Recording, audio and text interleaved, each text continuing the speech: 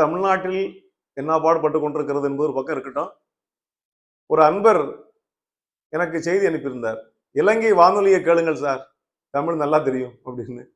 உண்மைதான். சிறு வயதிலிருந்தே அந்த இலங்கை வானொலி தமிழுக்கு நாங்களெல்லாம் கட்டுப்பட்டு கிடந்த காலம் ஒன்று உண்டு, அறியாத வயதிலே.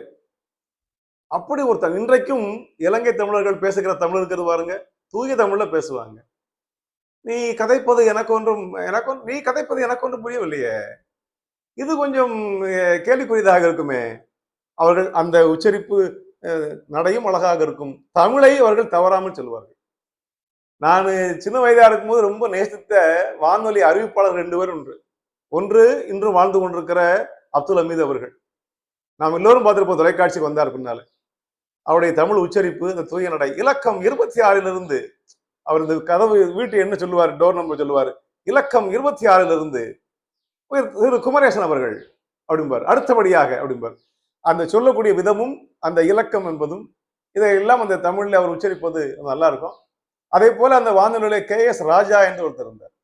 அவருடைய தமிழும் அவ்வளவு சிறப்பா இருக்கும், அந்த உச்சரிக்கிற விதம். அந்த எங்கள் தங்கராஜா படம் வந்த புதுசுல அந்த படத்துக்கு விளம்பரத்தை அவர் சொல்லுவாரு. அது இன்னும் எனக்கு அப்படியே மனசுக்குள்ளே நிக்குது. அந்த படத்துல நடிகர் திலகம் சிவாஜி கணேசன் மிடுக்கா வருவார், பட்டாக்கத்தி பைரவன் சொல்லி டம்முன்னு வருவார். அதை அவர் சொல்லுவார், KS ராஜா, மிடுக்கான வேடம் என்றால் சிவாஜிக்கு லட்டு மாதிரி அப்படிம்பார். மிடுக்கான வேஷம் சொல்ல மாட்டார், மிடுக்கான வேடம் என்றால் சிவாஜிக்கு லட்டு மாதிரி அப்படிம்பார். அது லட்டு சாப்பிடுவாரா நடிப்புல. அப்படி சொல்லும் போது அந்த மிடுக்கான வேடம் என்றால் சிவாஜிக்கு லட்டு மாதிரி, வணக்கம் மிஸ் மஞ்சுளா அப்படிம்பார். அதுல இந்த மிஸ்ங்கிறது ஆங்கிலமா இருந்தாலும் கூட அந்த தமிழ் உச்சரிப்பு, தமிழை அவர்கள் பேசக்கூடிய விதம் எல்லாம் இன்றைக்கு நமக்கு நெஞ்சை விட்டு அகலாமல் இருக்கிறது. இன்றைக்கு கூட ஏதாவது தொலைக்காட்சி ஊடகங்களை இலங்கை தமிழர்கள் தமிழ் பேசுகிறதை பார்த்தா நம்மளை அறியாமலே கட்டுப்பட்டு அதை பார்ப்போம். இலங்கையிலே தமிழ் வாழ்கிறது, வளர்க்கிறார்கள், உண்மைதான்.